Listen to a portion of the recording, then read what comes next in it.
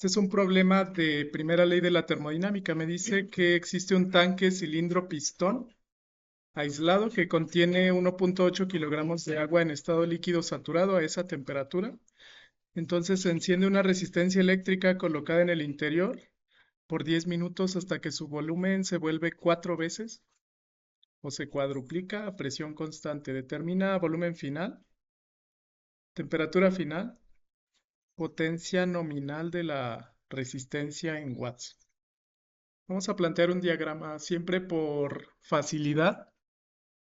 Les recomiendo siempre planteen un diagrama de flujo que les diga qué iba antes y qué iba después, ¿no? Y hay que aislar las condiciones, ¿no? El tanque inicialmente, yo voy a colocar aquí un estado inicial contra un estado final. Inicialmente tiene una masa de 1.8 kilogramos y esto es un líquido saturado a 120, eso se entiende que es la temperatura de saturación, grados centígrados, ¿no? Luego, se va a encender una resistencia colocada en el interior del cilindro. Imagínense que tengo algo así, una resistencia eléctrica. Esto toma corriente, toma una potencia de la red eléctrica y mediante un circuito la transforma en calor, ¿no? Se enciende esa resistencia colocada en el interior por 10 minutos hasta que su volumen se vuelve 4 veces. Entiéndase que esto es P constante, ¿no? Entonces la presión 1 va a ser igual que la presión 2. Esta yo la puedo leer sabiendo que es un líquido saturado, ¿no? Durante 10 minutos hasta que su volumen se vuelve 4 veces. Voy a aislar aquí que es durante 10 minutos. Y entonces el volumen 1 por ahora no lo sé, pero lo puedo calcular. Pero sé que el volumen 2 va a tener la misma presión al final, pero va a tener un volumen 4 veces el inicial, ¿no? Esto es el dato de que se cuadruplica. Hay que determinar cuál es ese volumen final, V2, cuál es la temperatura final, esta no la sé, y la potencia nominal de la resistencia. Ese es el planteamiento del problema. Vamos a ligar los valores para que se den una idea de cómo puedo determinar aquí el problema. Al ser un sistema pistón-cilindro se entiende que es cerrado, sin embargo no es volumen constante, ¿no? Si bien aquí no lo representé en el dibujo, el pistón cilindro es un ejemplo típico donde yo tengo un tanque, pero tiene una tapa móvil, ¿no? Que representa el pistón. Entonces, si yo aumento la temperatura del sistema o aumento la presión del sistema, este cilindro se desplaza en respuesta a esa presión, ¿no? Entonces vamos a comenzar por el inciso A y a comenzar por lo que yo sí puedo determinar. Ese es el planteamiento. ¿Qué requiero? Como regla general, siempre que tengan estados definidos, o sea, el estado 1 y el estado 2 están bien definidos, ¿no? Antes de ejercer la resistencia y después de que la resistencia actúa sobre el sistema. Siempre por regla general, de todos los estados con los valores que ustedes conocen, determinen las variables desconocidas, ¿no? Por ejemplo, con el estado inicial yo sé que es un líquido saturado, por lo tanto la presión de saturación está definida, ¿no? Aprovecho para hacer un paréntesis. Yo utilizo esta figura para definir las propiedades de fluidos puros. ¿Cómo se interpreta esta figura? Tengo dos escalas, una superior que es temperatura y una inferior que es presión. La temperatura aumenta de izquierda a derecha, la presión de derecha a izquierda, ¿no? Por ejemplo, para cualquier sustancia pura, a temperaturas bajas pero presiones altas, usualmente es una fase como líquido comprimido, ¿no? A ver si se alcanza a ver ahí. Y a temperaturas altas, pero presiones bajas, aquí abajo, esto es presión, usualmente existe como vapor sobrecalentado, ¿no? Cada sustancia pura tiene valores bien definidos que se llama el estado de saturación, que dividen cuándo va a cambiar de fase líquida a fase vapor. Eso ya lo analizaron. Y bueno, el cambio de fase se da exactamente a la presión de saturación y temperatura de saturación. Estos son valores únicos, es decir, a cada presión le corresponde un valor de temperatura de saturación. Y bueno, el cambio de fase se da gradual, ¿no? Justo cuando yo estoy calentando un líquido, al llegar a las condiciones de saturación, P de saturación y T de saturación, ese líquido gradualmente se va convirtiendo en vapor, ¿no? Cuando está ocurriendo ese cambio de fase, se dice que los dos o las dos fases están saturadas. No va a terminar el cambio hasta que todo el líquido se convierta en vapor. Y durante este cambio, si yo lo estoy viendo de pasar de líquido a vapor, eso se llama evaporación. Durante este cambio, la presión y la temperatura son constantes. Ya cuando termine de evaporar, digamos, todo el líquido, ahora el vapor que estaba saturado puede cambiar su temperatura y convertirse a vapor sobrecalentado. Esta figura la uso para interpretar las fases. Proviene del diagrama de fases. Para comenzar a definir las propiedades, si tomo el estado inicial, yo puedo trabajar con estos datos, ¿no? Por ahora solo me centro en el estado 1. En el estado inicial, yo tengo definida la T de saturación, ¿no? Del estado inicial, y esta me dicen que es 120 grados centígrados. También yo sabía que es presión constante. Entonces lo que puedo hacer es ir a tabla y leer el valor de la presión de saturación, ¿no? Que como vimos del diagrama, de este diagrama, solo existe un único valor. O sea, un único valor de temperatura de saturación para un único valor de presión de saturación. Esto viene del análisis de grados de libertad. Para una mezcla saturada solo hay un grado de libertad, ¿no? O una variable que yo necesito definir para que este sistema se mantenga completamente especificado. Para esto vamos a usar la tabla de vapor, ¿no? Yo uso las tablas de Cengel, la A4, A5, A6. Entonces vamos a leerlo de ahí. Estas son las tablas de vapor de Cengel, A4, A5 y A6, ¿no? Siempre que vayan a leer agua saturada, van a usar o A4 o A5. En este caso yo uso A4 si tengo definida la temperatura de saturación y si es el caso, ¿no? Si voy a la siguiente tabla que es la A5, esta es la A5, yo uso esta tabla también para agua saturada, pero cuando conozco presiones, ¿no? Entonces voy a leer la temperatura. Me podría surgir la pregunta, ¿por qué solo hay un dato de temperatura de saturación contra presión de saturación? Ese dato viene del diagrama de fases. Este es el diagrama de fases del agua, que en general me dice qué condiciones de presión y temperatura debe tener el agua para ocupar cierta fase, ¿no? Entiéndase por fase estado de agregación, líquido, vapor, sólido. Hay más fases, pero al menos en esta materia de termodinámica solo se consideran esas, ¿no? Bueno, estas líneas definen los estados de saturación. Si por ejemplo aquí yo grafico presión contra temperatura, este diagrama es conocido para todas las sustancias puras. Hay varios puntos de interés como el punto triple. Esto también sirve de repaso como diagrama de fases, ¿no? El punto triple, observen que define dónde coexisten las tres fases. Todas las condiciones de presión y temperatura que caen en esta zona que dice sólido generan hielo. Todas las condiciones de presión y temperatura que caen en esta zona que dice vapor generan vapor y específicamente sobrecalentado. Y todas las condiciones que caen en esta zona que dice líquido generan líquido pero comprimido. Ustedes me podrían preguntar, ¿los estados saturados dónde están? En las interfaces, o sea, en las líneas que separan esos valores. Por ejemplo, esta línea se llama línea de saturación. La línea que divide el líquido con el vapor es la línea de saturación y sobre esa línea ocurre el cambio de fase. Y hay tres casos. Puede que tengas líquido saturado completamente, vapor saturado completamente o una mezcla líquido-vapor. Entonces, todos los puntos de esta línea, de hecho, son los puntos que reporta el libro de Cengel en su tabla. Por ejemplo, yo estoy buscando las condiciones de saturación de agua, que está a 120, yo lo podría colocar aquí. Y no tengo la presión, ¿no? No me dan el dato de presión, pero si yo lo leo del diagrama, yo estaría más o menos ahí, ¿no? Debería estar arribita de una atmósfera o de 760 milímetros. Realmente es complicado leerlo como tal de un diagrama de fases, por eso es que se reporta en tablas, ¿no? Eh, Hay otra ecuación que me puede servir para calcular temperaturas de saturación y presiones de saturación, pero solo cuando está saturado, y es la ecuación de Antoine. Ok, solo se las menciono.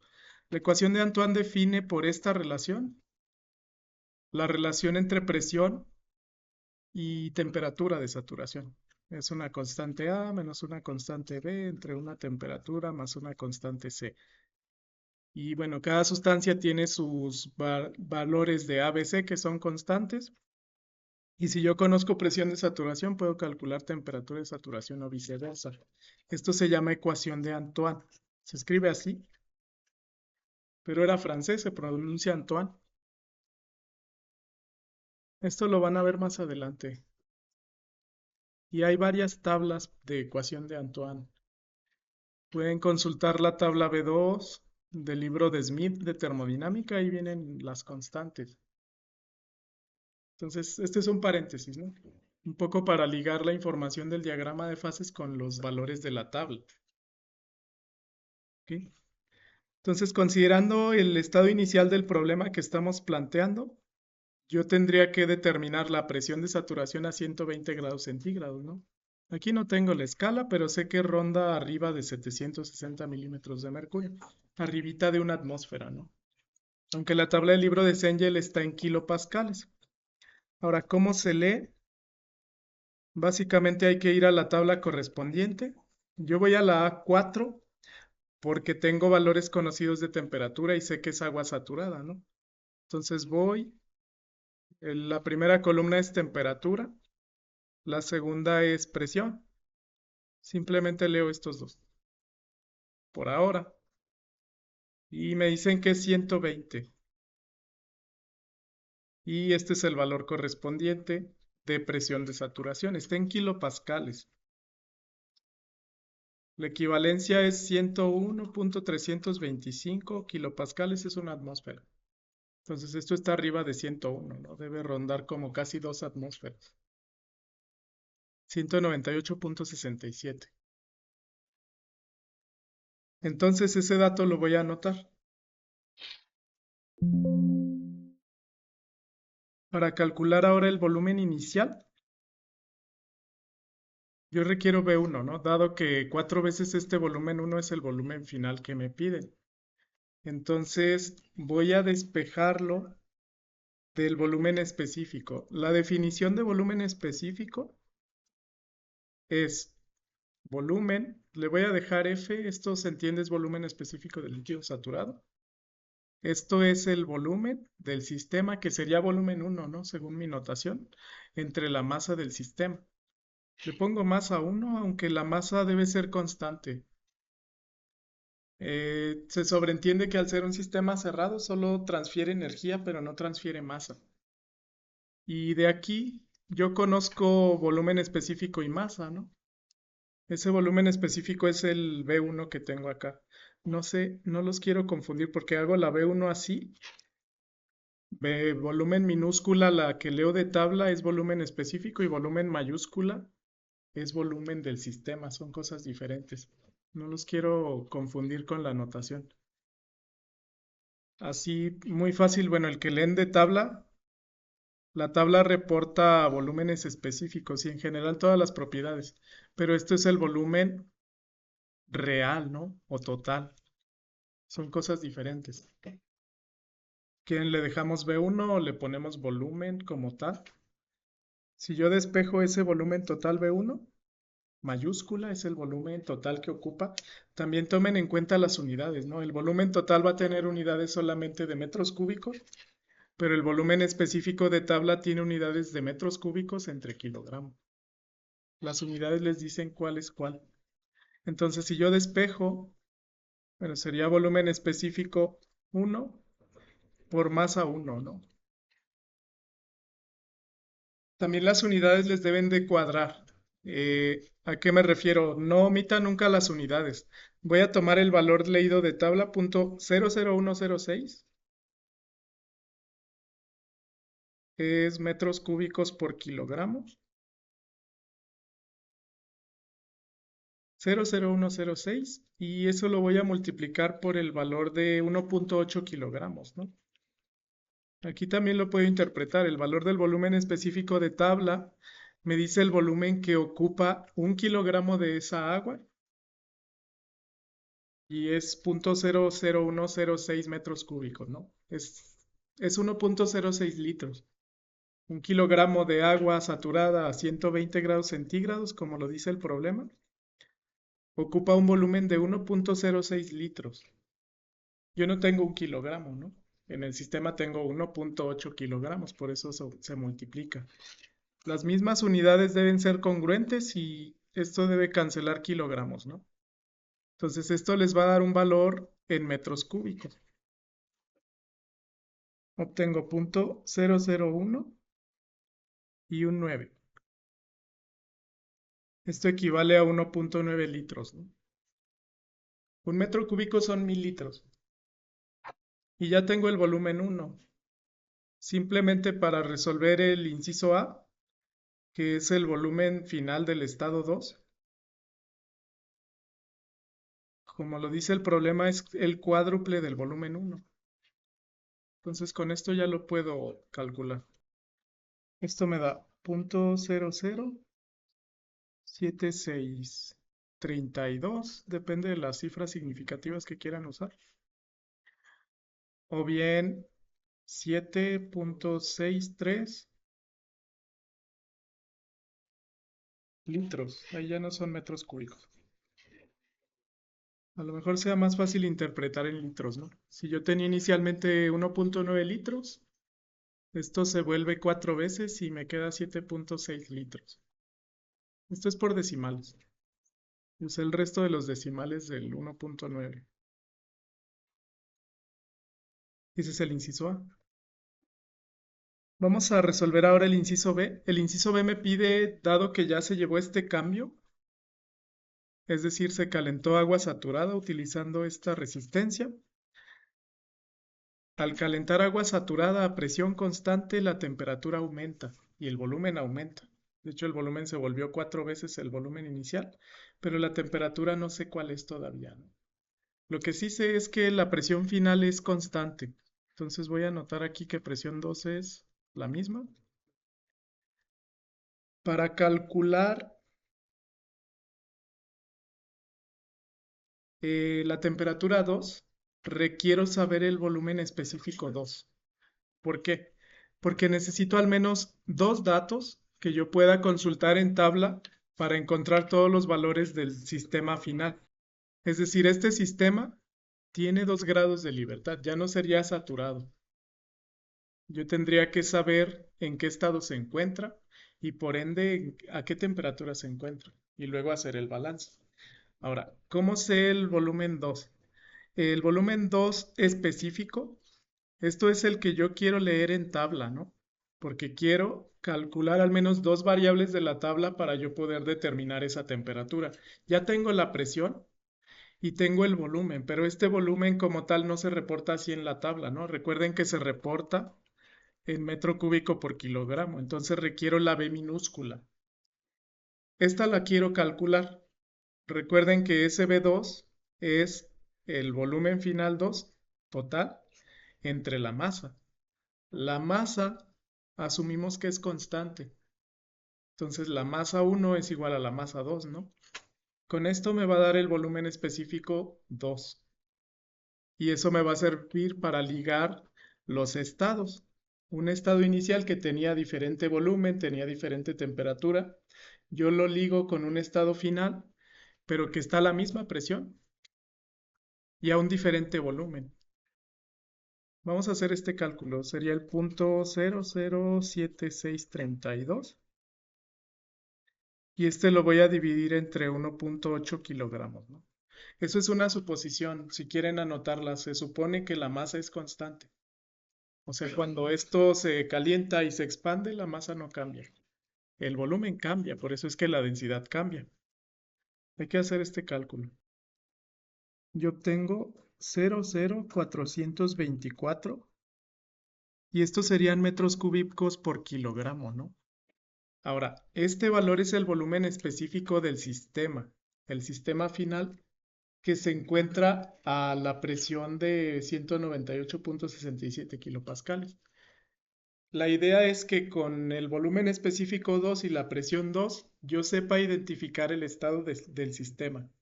Y con el estado del sistema yo sepa calcular la temperatura, ¿no? Vamos a hacerlo. Con esta figura vamos a tratar de visualizar en dónde estamos, ¿no? Ahora, aquí yo le puse temperatura, pero realmente la tendencia de esta recta puede ser también para volumen, entalpía, energía interna, entropía, etcétera. ¿A qué me refiero? El volumen específico de un líquido es menor que el volumen específico de esto es un líquido saturado. Ese a su vez es menor que el volumen específico de un vapor saturado. En esta interfase la voy a escribir aquí. Digamos, si yo comparo volumen, aquí yo tengo el volumen específico de un líquido comprimido, ¿no? Le voy a llamar comprimido. Comprimido. Pero en este punto yo tengo el volumen específico de un líquido saturado. Luego en medio, aquí, tengo el volumen específico de una mezcla líquido-vapor. A la derecha, aquí tengo el volumen específico de un vapor saturado. Y todavía más a la derecha tengo un vapor sobrecalentado. A lo que voy es que esta recta me define rangos. La voy a transcribir para que se les haga un poco más fácil de interpretar. Aquí lo organicé aquí. Si yo esta recta en lugar de temperatura sea volumen y específicamente específico, yo tengo aquí el volumen específico del líquido comprimido y esto a su vez va a ser menor al volumen específico de un líquido saturado. Y esto es menor al de una mezcla líquido-vapor, ¿no? Al de una mezcla líquido-vapor, le voy a poner FG. Y esto es menor que el volumen específico de un vapor saturado. Y esto es menor que el volumen específico de un vapor sobrecalentado, ¿no? Estos son rangos o son intervalos. Ahora, yo tengo definida la presión, ¿no? La presión de saturación del estado 2 es 198.67 kilopascales. A esta presión yo puedo conocer estos dos de la tabla. Conozco este, y entonces dependiendo dónde caiga el valor del volumen 2 específico que yo leí o que yo calculé, pues esto va a ser una de estas fases, ¿no? Entonces hay que leer estos a estas condiciones, a 198.67 kilopascales. Sí, retomo el mismo valor que ya estábamos usando, pero ahora de hecho leo el de líquido saturado, que ya lo tengo, y ahora el volumen específico del vapor saturado, ¿no? Que sería este. Estos dos los voy a escribir. Entonces el BF es .00106. Lo voy a escribir allá abajo. Y esto va a representar 0, va a representar ese rango, 00106. Entonces lo voy a anotar aquí abajo para poner la recta, 00106. Y el otro está en .89133. Voy a dibujar la recta para que esto no quede tan al aire. Y esos son valores, ¿no? Esto es el del el volumen específico del líquido saturado. Esto es el volumen específico del vapor saturado. Y esta recta representaría volumen específico en metros cúbicos por kilogramo. Ahora, en esta recta, ¿en dónde cae el valor que yo calculé? .00424. Entre los dos, ¿no?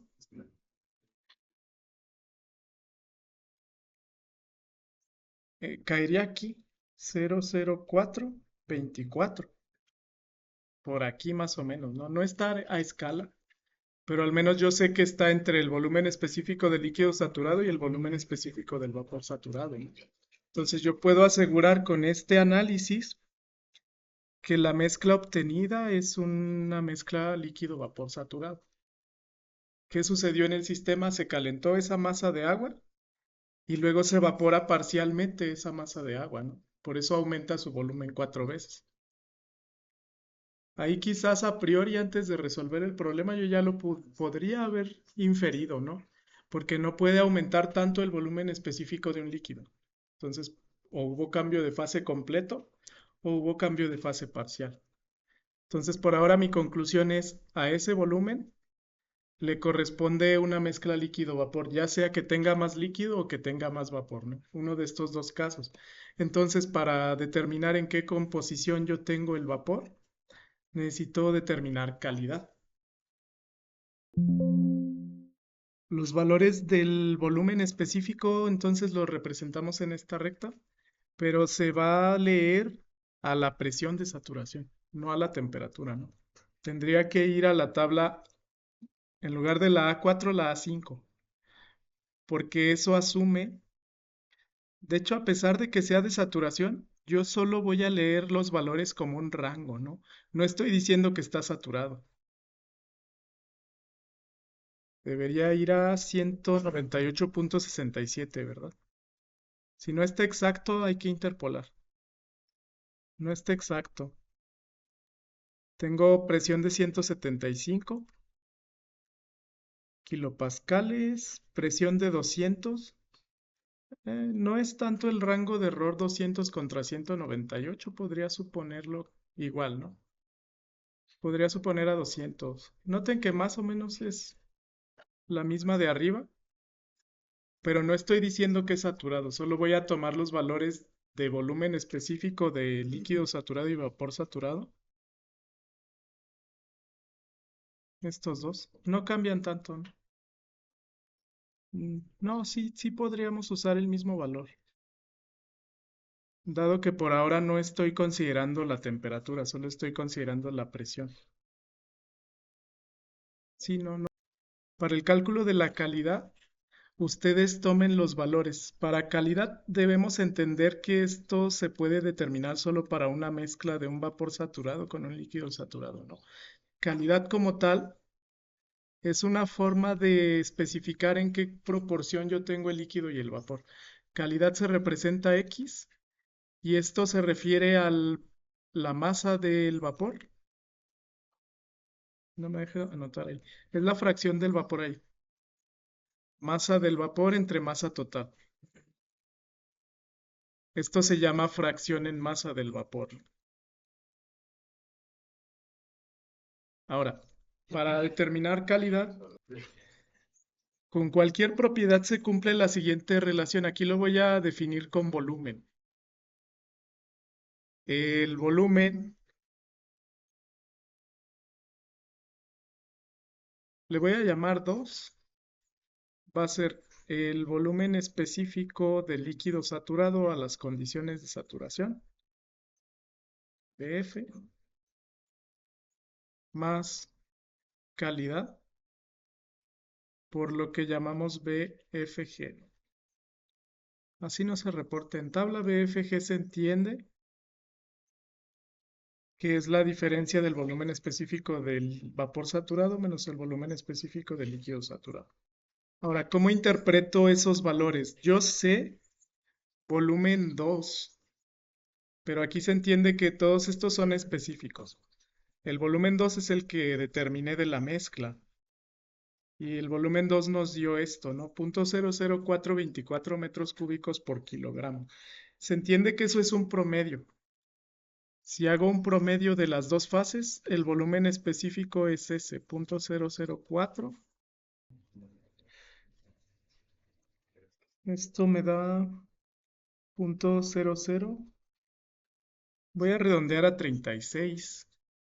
Esto es la fracción en masa del vapor aquí. Si multiplico eso, me da la cantidad en peso que tengo del vapor y del líquido. Significa que esto tiene 0.36% vapor y el resto es líquido, como 99.7 más o menos es líquido, ¿no? Realmente se evaporó, pero muy poquito. Casi la temperatura me debe dar arribita de la de saturación 121 quizás. Es adimensionar la calidad.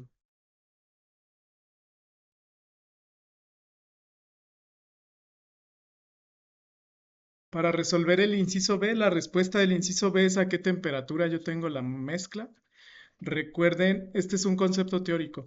Las únicas condiciones donde existe una mezcla líquido-vapor son las de saturación.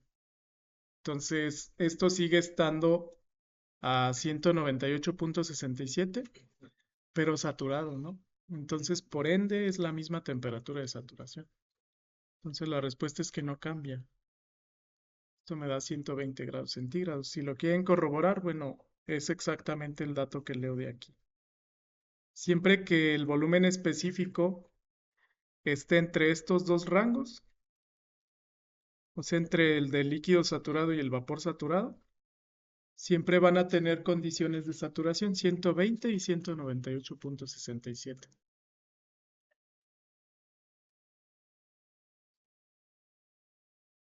Entonces, la temperatura es la misma de saturación. Esa es la respuesta del inciso B, pero comprobamos y además determinamos en qué proporciones están las fases, ¿no? Si lo queremos interpretar, digamos, yo tenía un líquido saturado, ¿no? Yo empiezo de aquí a 120 grados centígrados y la presión de 198 kilopascales. A este líquido saturado lo caliento con una resistencia eléctrica. ¿Qué va a suceder? Puede suceder que comience a evaporarse. De hecho, esa es la definición de un líquido saturado, ¿no? Un líquido que está a punto de evaporarse. Le añado un poco de calor y se evapora parcialmente.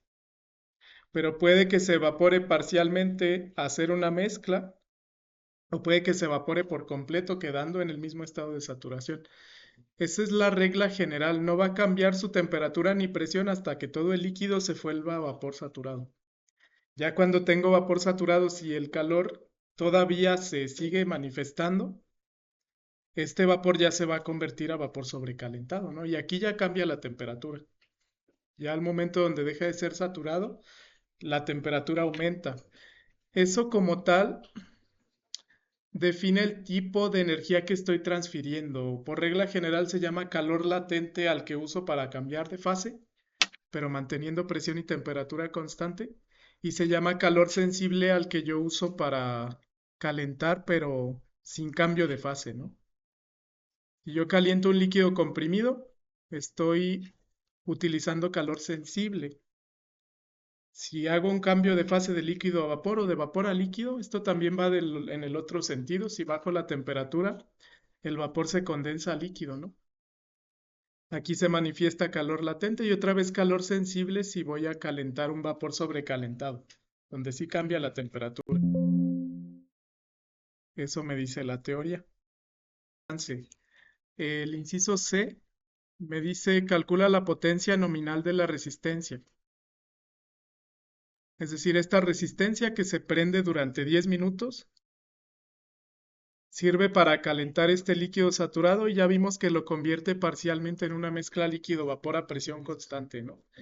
Ahora, para determinar la potencia de la resistencia, vamos a usar la primera ley de la termodinámica, como tal un balance de energía. El balance de energía es el siguiente: calor más trabajo igual al cambio de energía interna. El completo sería más cambio de energía cinética más cambio de energía potencial, ¿no? Sin embargo, en este caso, si el sistema está estático, es un sistema cerrado, bueno, no hay cambio de cinética ni de potencial y solo tomo así el balance de energía. El hecho que les diga que es aislado significa que no hay transferencia de calor. Entonces, directamente la potencia se va a transformar en energía interna. Eso hace que aumente la energía interna de las moléculas. Por eso es que el líquido se vuelve vapor parcialmente, ¿no? Ahora, cancelamos entonces calor. Yo tendría potencia. Aquí no es como tal potencia, ¿no? Porque esto es trabajo y esto es energía interna. La potencia es lo que me dé de trabajo entre el tiempo. De hecho, aquí sería el trabajo que yo calcule con primera ley entre el tiempo. No es directamente. Entonces, si yo despejo, ya está despejado. Trabajo va a ser delta U. Pero esta delta U es una cantidad de energía interna que depende de la masa, ¿no? Entonces lo voy a calcular como la masa por el delta de energía interna que yo leo de tabla. Esta energía interna está en unidades de energía entre masa. O bien, masa, la masa recuerden que es constante, por energía interna 2 menos energía interna 1. Los tengo que leer de tabla. U2 lo tengo que leer como la mezcla líquido o vapor saturado y U1 lo tengo que leer como la mezcla saturada, solo líquido saturado. Entonces, aquí se reduce a calcular U2 y U1, ¿no? Y directamente lo que me dé lo divido entre tiempo y eso me daría potencia. Hay que calcular U2 y U1. Nada más como comentario, yo dejo aquí positivo porque esto está entrando al sistema, ¿no? Es potencia que ingresa. Lo dejo positivo. Ahora, en el estado inicial, U1 lo voy a leer de la tabla 4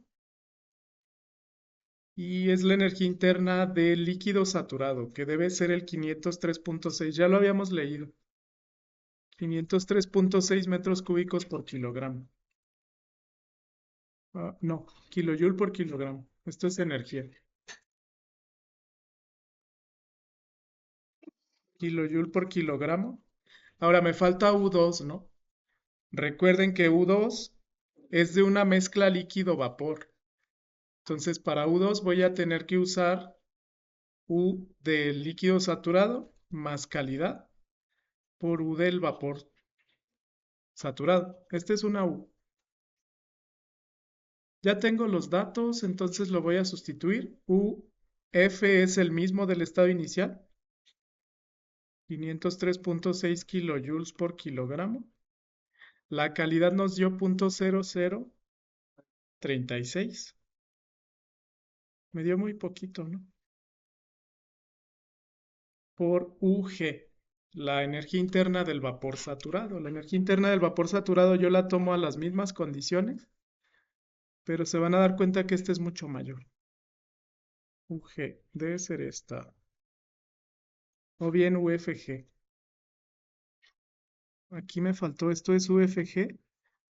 O bien sería UF más X por UG menos UF. El subíndice FG del libro de Engels se entiende que es la resta de la propiedad del vapor menos la propiedad del líquido. Como ya me reportan UFG directo, la voy a tomar. En realidad es el valor central. Es el 2025.3. Ese 2025.3 ya es la resta de este 2500 menos ese 503. Lo voy a transcribir. 2025.3 y estos son kilojoules por kilogramo. Listo. Eso me va a dar U2. Y ya teniendo U2 ya puedo calcular trabajo y dividiendo entre el tiempo ya puedo calcular potencia. Un poquito. Me da 510.9 más o menos kilojoules por kilogramo. Noten que sí se cumple, ¿no? La energía interna también de un líquido saturado es menor que la energía interna de la mezcla líquido-vapor. Y eso se cumple para todas las propiedades, incluso entropía, entalpía, energía libre de Gibbs, etc. Si hacen el cálculo aquí, sería 1.8 kilogramos por el 503.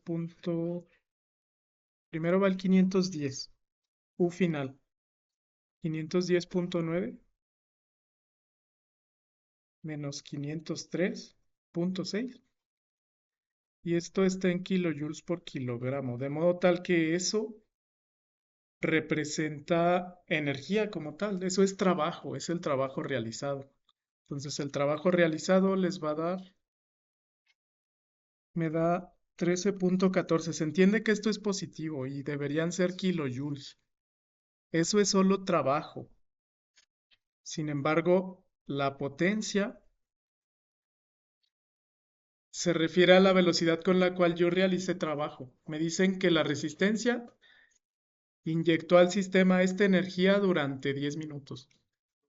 Entonces, potencia, yo la represento W con un punto arriba, esa misma. Va a ser ese mismo valor, kilojoules, entre el tiempo. Voy a tomar el tiempo, pero en segundos para que esto me quede kilowatts. 10 minutos y yo sé que un minuto son 60 segundos, ¿no? Un minuto son 60 segundos. Y esto me va a dar ya en kilowatt. Kilojoule entre segundo es kilowatt. Esto me da 0.0219 kilowatts. Entonces con esto queda resuelto el problema. La resistencia inyectó esa cantidad de energía. Eso ocasionó que el líquido saturado parcialmente se evaporara. Cambian sus propiedades, pero la presión es constante, ¿no? Ya con eso queda definido el problema.